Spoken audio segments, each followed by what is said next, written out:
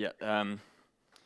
So here I am, me, a straight, white, male, without even glasses, talking to you about racism. So you might be thinking, well, what does he know about discrimination? I'd like to remind you that I also have a red beard. So I do know a bit about discrimination. Over the past 4 years, I've been lucky enough to call Jerusalem, Montreal, and then London my hometown. It didn't hit me straight away, but then I realized that all three cities have a very interesting relationship with diversity. And so those experiences, coupled with an education teaching me inclusiveness, openness, and respect, made me very aware of the discrimination that happens around the world. And with all the unfolding events at the moment, I really felt that I had to do, or at least say something. And because I'm a minimalist, I decided to say something. And apparently, it's worth spreading. I'd like to start by telling you a story. The year is 1934 in Nuremberg, Germany. My great-grandparents are the owner of one of the most prestigious hat shops in the city. Their family came from Aufsess, a small country town outside the city. At one point, it was best known for having the highest rate of brewery per capita. And also, no, actually, that's it. It was a small town with nothing much, but that's where my family came from. That's where they lived for over 200 years. They were proud of their origins. They were not really religious, but still, they were very proud of their Jewish heritage as well. And it is for that sole reason that in 1934, after one of my granddad's classmates was attached to a fence the whole night, they decided to flee what was their home for a new one, what was then called Palestine. Their heritage, their roots, were in Germany, in Nuremberg, in Aufsess, where my name literally comes from. But because of racism and Nazism, they had to flee. So how do we challenge that? As a society, how do we make sure that this kind of event doesn't happen again in the future? Well, this is where the magic trick happens. Together, we'll see how we can use racist tools against them. Together, let's reverse engineer racism.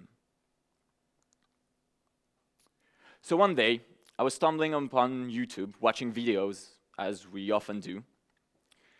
And then I saw a panel discussion on Fox News, America's largest news channel and its strongest conservative voice.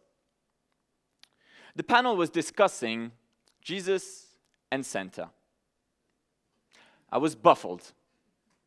There was a panel of professional, well-educated journalists vehemently defending the fact that both icons were white. When it comes to Santa, spoiler alert, he doesn't exist. So it doesn't really matter. He's a commercial product. When it comes to Jesus, however, it's a whole other story. I think we can say that he had quite an impact on our world. And so his figure is quite important. And this panel was defending the fact that he was white so seriously that it felt like for them, if he wasn't, he would be less of a god. And that troubled me. So if you will, let's look into Jesus' origins. Jesus was born in Nazareth, as most of you know, in today's West Bank. Then it was called Judea. But Jesus actually comes from Galilee, which is just north of Judea. And according to anthropologist Roger Neve, this is what a Galilean would have looked like at that time. Huh? Interesting, isn't it? It's more of what we would refer to today as an Arab, rather than a white Caucasian male. And so I think that by looking into the origins of certain things or people, we're able to show, explain, and gap bridges between people that thought had nothing in common. For example, Fox News and an Arab. Another admirable man is Trevor Noah. He's a South African comedian, and he's the host of The Daily Show with Trevor Noah on Comedy Central. Trevor was born in 1984 in Johannesburg, South Africa, and he has a very interesting story. His mom was a black South African woman, and his dad was a Swiss white man. So Trevor's very own existence was illegal. He was referred as colored and couldn't go play outside, as he was rejected by both black and white communities. In a very interesting documentary called You Laugh But It's True, Trevor explains how in post-apartheid South Africa, as he was becoming a comedian, what was once a handicap became an advantage. What was once a threat to his life became a way for him to distinguish himself from other comedians. He could relate to both communities, and both black and white communities saw him as an outsider and an insider.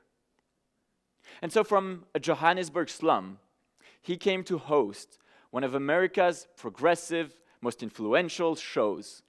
And all of this by a lot of work, a lot of talent, of course, but also by understanding how to use his origins to his own advantage. So now that we understood that we can use origins to fight racism, let's see how we can apply it to one of today's most important issues, the rise of Islamophobia.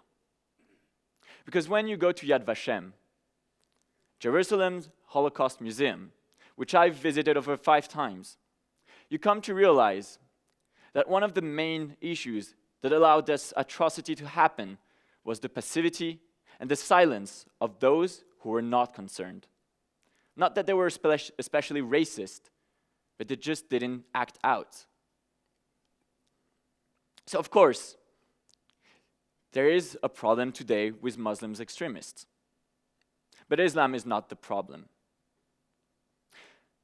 It is a political, a financial issue, but definitely religion is not the issue. And it is important to make this distinction because we should include those Muslims who are not extremists and not exclude them in the arms of those who are. And so to those who say, well, Islam is not compatible with our modern society, it is a hateful, it is a destructive religion, I would like to challenge you. And once again, let's go look into Islam's origin and history. First things is the numbers. Have you ever tried counting from 1 to 10 without numbers? Pretty hard task. And we have to thank the influence of Islam for this invention. Al-Razi, a Persian scientist, was the first to use alcohol in medicine. Quite ironic, isn't it? Who here hasn't heard of the 1001 Nights? A poetry masterpiece. Again, this was written under the influence of Islam. The Taj Mahal, an architectural prowess. It was both requested and designed by Muslims. And it is for those who have seen it, you know how beautiful it is in the details, the arts, the little stones that make the beauty of it all. And then finally, belly dancing. Oh yes, we have to thank Muslim influence for this as well.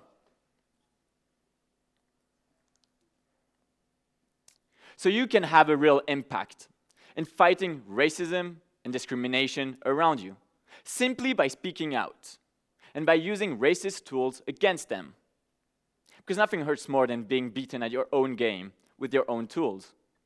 Imagine a golfer being beaten by his opponent, but with his own clubs. He would probably disregard the importance of the clubs and just admit that his opponent was better.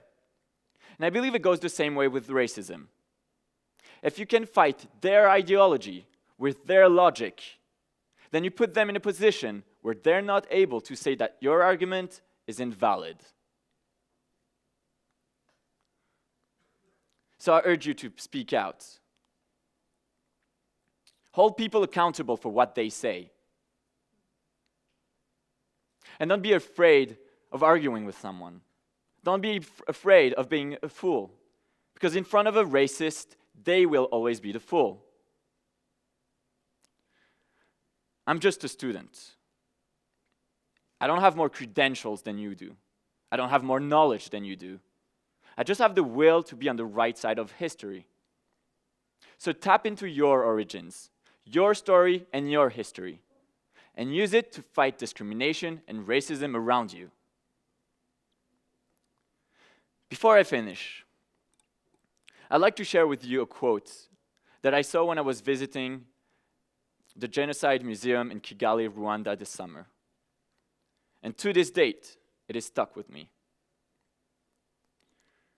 When we said never again after the Holocaust, did it concern certain people, but not others? Thank you very much.